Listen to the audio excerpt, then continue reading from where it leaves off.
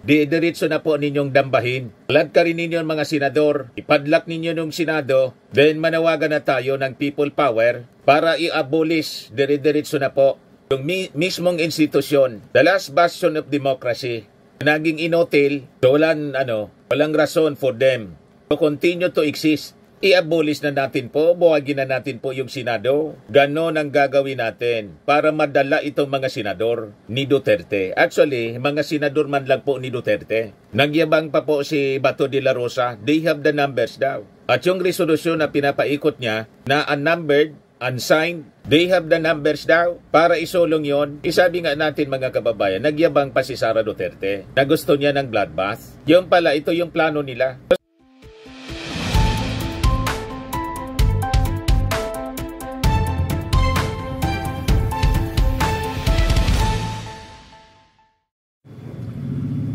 Marahinal daw mga manoy, mga manay. Hello po mga kababayan, si Dante Maravillas po, Bicolano vlogger from Albay. So ngunyan, pag ururunan ta, wala na ang iba na dapat na itapik ngo na kita. Yung pagbalok na idiskaril yung impeachment trial. Huwag nang ituloy yung impeachment trial ni Sara Duterte. So yun ang pag-usapan natin. Kasi yung ating mga senador, medyo nagigising na siguro. Isa-isa na sila na nagsasalita.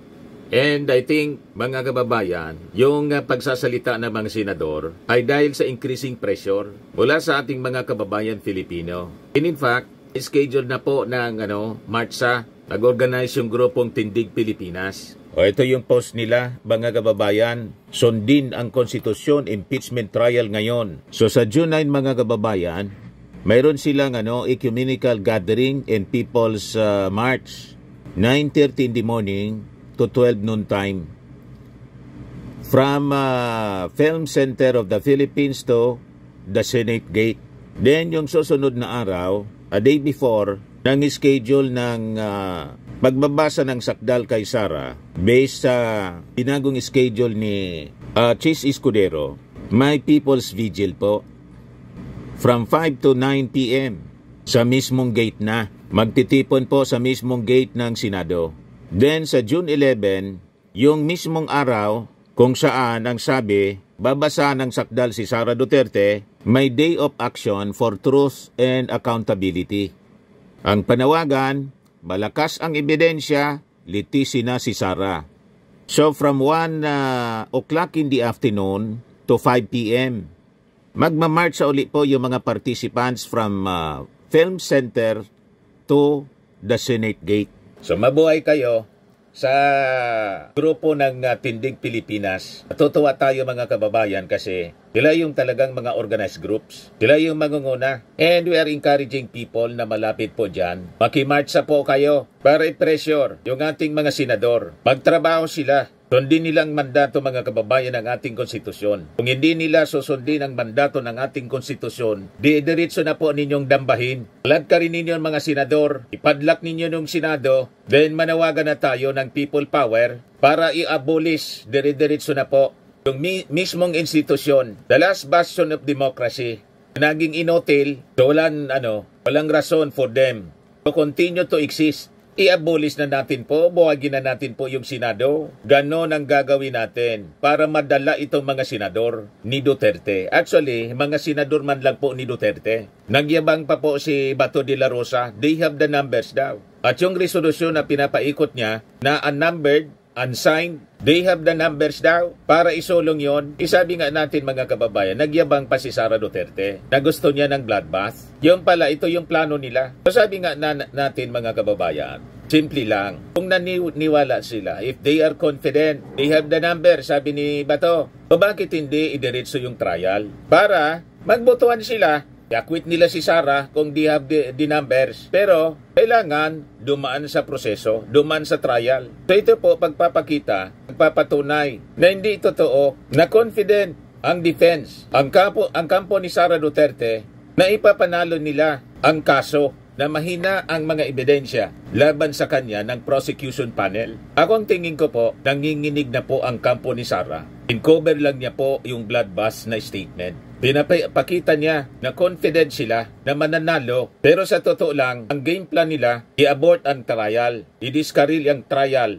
Walang trial dapat na maganap kasi pag present yung napakalalakas na ebidensya ng prosecution, it will be difficult for the members ng Senado, to the senators, even yung mga perceived to be inclined to acquit, na i-acquit si Sara Duterte kasi kasiraan ng kanilang pangalan, kasiraan ng kanilang politika, pag naipresenta yung mga ebidensya, lalo na po yung paggamit ng confidential funds. Pag nabuksan yung mga bank accounts, mga kababayan ni Sara, tulad ng sinasabi po ni Trillanes, kaya ito po yung kanilang pinopos na kahit ang konstitusyonal, marami na pong nagsalita. Ito yung pagyayabang ni Bato de la Rosa, I have the numbers to kill impeach trial. Yun naman pala. Marami kayo. Kung talagang marami kayo, bakit hindi kayo confident na maipanalo yung kaso after trial? Bakit gusto ninyo walang trial? So ang ibig sabihin, kahit kayo may numero, marami kayong kakampi. Maraming kakampi si Sara Duterte. Natatakot kayo na sa lakas ng ebidensya, mahirap na ma-acquit. Mahirap yung acquittal. Kaya ang gagawin ninyong strategy, hindi dapat matuloy ang impeachment trial para walang paglatag ng mga ebidensya. Hindi papayag doon Bato de la Rosa. Ang ating mga mamamayang Pilipino, naganda na po sa people power. At pag nangyari yung people power, pagsisisihan ninyo ang pagsasalaula sa ating konstitusyon. Pero ako mga kababayan, naniniwala ko na itong kaisipan ni Bato de la Rosa hindi po mangyayari. Nag-fail na siya. Noong sidigong mga kababayan, blinak niya yung arrest. Yan sabi dito, March 11, 2025, Bato files petition to block Rodrigo Duterte's arrest. Talagang loyal po siya. Loyal lieutenant ng mga Duterte. Duterte senator talaga po. Pinapanindigan niya. Pero ang sweldo niya mga kababayan galing sa atin. Yan ang masama. Pero Duterte senator siya. Serving the interest of one family only. So blinak niya. He failed. Si Digong nandun na po sa ICC. Ngayon naman, nag-drop si Bato. Nagsinungaling pa. Nag-drop si Bato ng resolution to stop Sara Duterte's trial. Tingin ko mga kababayan, hindi magtatagumpay. Kasi kahit yung mga kaalyado nilang senador, nag-disagree sa posisyon ni Bato de la Rosa. Itong sinasabi niya na they have the numbers, Blackman lang po. Ngayon po, kalyado nila ito si Alan Peter Cayetano. Ano sabi ni Alan Peter Cayetano? Senate must try impeachment case. But BP niya can be held accountable in other ways. Sabi ni Cayetano, while acknowledging that the Senate has a constitutional duty to hold an impeachment trial, he said, there are other ways to hold Vice President Sara Duterte accountable aside from politically charged process.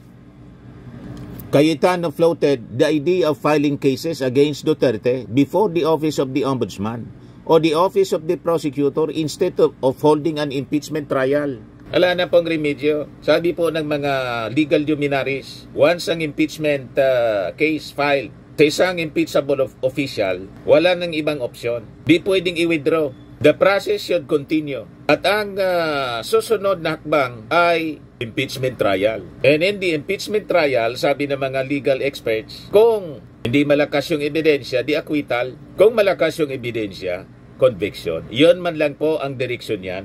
So itong idea mga kababayan na kasuhan Sara Duterte pwedeng kasuhan sa ombudsman, tama din si Senator Cayetano. Pero the fact na na-impeach na si Sara, they have to dispose of it sa pamamagitan po ng impeachment trial. But anyway, hindi lang sa ombudsman, sa DOJ may na-process na kaso laban kay Sara Duterte, lalo yung pagbabanta niya. Di ba? But the fact na na-impeach na si Sara, ang trabaho ng Senado is to hold trial. Ganon lang po sabi ng mga legal luminaries. But anyway, important din doon ang punto natin dito sa ating discussion. At least, kahit alam natin kaalyado ni Sara Duterte, tingin natin parang bumaliktad na rin si Alan Peter Cayetano. Kasi, kumbinsido siya. Kasi, pag hindi, bababa ang tingin sa kanya ng ating mga mamamayang Filipino na isa siyang abogado. Pagkatapos, kakampiyan niya ang konstitusyonal na gustong mangyari ni Bato. Ang constitutional po yun. Di ba? Isang malaking kahiyan para kay Alan Peter Cayetano na magaling na abogado. Pagkatapos, kakampi siya sa bulok na ideya ni Bato de la Rosa. Intindihan natin si Bato kasi hindi man abogado. Di ba po, mga kababayan? Pero isang kang abogado tulad ni Chis Escudero, kumampi sa posisyon ni Bato, yan ang kaya-iya, mga kababayan. Kaya nawala yung respeto natin dito kay Chis Escudero kasi lumalabas po, nagsasabuatan sila to delay the impeachment trial para makakita sila ng butas kung paano hindi na ituloy. Kasi ang rason ngayon, based doon sa resolusyon na unnumbered, unsigned, wala na daw time. So gumawa sila ng senaryo paano malusutan ni Sara ang impeachment trial at hindi maipresenta yung mga mabibigat na ebidensya. Kasi pag naipresenta yung mabibigat na ebidensya, hirapan yung mga senador, lalo na yung mga kaalyado, to acquit Sara. Kasi nakataya na yung kanilang politika doon at mismong pagkatao. They will be judged by the Filipino people na despite nakitang-kita na nagkasala si Sara na dapat i-convict nila in-acquit. Yan ang ginatatakutan ng mga kaalyado ni Sara Duterte na mga senador. Kaya tinatry nila, mga kababayan, hindi ituloy ang impeachment trial. But with the pressure from the public, malamang sa malamang, hindi mangyari, mga kababayan, gustong mangyari ni Bato de la Rosa. Isa pang perceived na kaalyado or inclined to acquit Sara Duterte si JB Ejercito. Pero sabi ni JB Ejercito, impeachment trial kay BP Sara dapat ituloy niya.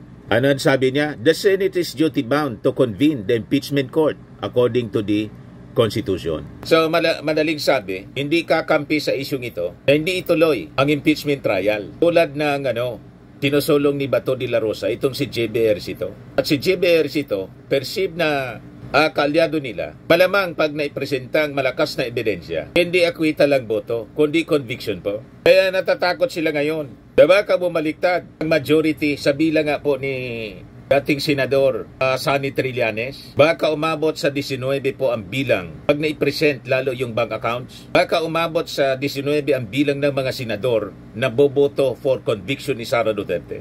Kaya taranta si Bato na isulong po ang kill impeachment case na walang trial. Ganon, mga kababayan. Si Ping Lacson, mga kababayan, na isang independent senator pero sumama rin sa alyansa.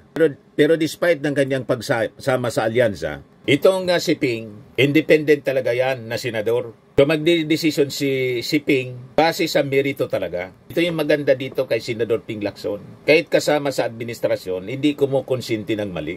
Ito yung sabi niya. Impeachment ni BP Sara simulan sa 20th Congress, sabi ni Lacson. For me, the best way forward is to let the impeachment trial cross over to the 20th Congress because it can no longer be done in the 19th Congress. So naniniwala kasi siya, and that is also the advice ng mga legal staff niya. Yun po ang tama. Hindi pwede. Hindi siya naniniwala doon sa sinabi ni Tolentino, botit na natalo si Tolentino. Hindi na pwedeng mag-crossover. Kaya hindi ko yun ibinoto po. Kasi napakabalimbing yon. Kahit kapwa ko Bicolano, taga-Ginobatan yon, Ginobatan Albay. Pero siyempre, lumaki na sa Tagaytay City.